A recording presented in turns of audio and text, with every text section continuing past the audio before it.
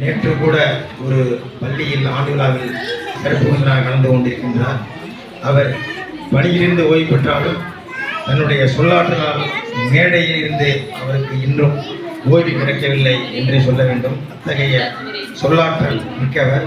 தன்னுடைய சொல்லாற்றலால் இனிய நகைச்சுவை பேச்சால் கருத்துமிகு சொல்லாற்றலால் அவர் அனைவரையும் மகிழ்வித்து உங்களிடம் உரையாற்ற இருக்கின்றார் என்று தெரிவித்துக் கொண்டு இந்த நிகழ்வினை மிகவும் சிறப்பாக 1 மணி நேரத்திற்குள் இதை ஒரு பெரிய அலங்கார மேடையாக மாற்றிய பள்ளியின் தாளாளர் அவர்களுக்கு என்னுடைய நன்றியினை தெரிவித்துக் கொள்கின்றேன்.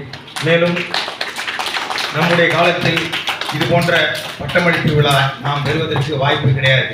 காரணம், அப்பொழுது 1 முதல் பள்ளிகள் துவங்கி கொண்டிருந்தன. இப்பொழுது இது போன்ற நம்முடைய மாணவ கண்மணிகளுக்கு அரியதொரு வாய்ப்பு பட்டமளிப்பு விழா. அவர்களுக்கு இது ஒரு பெரிய சிறந்த அழகிய விழா.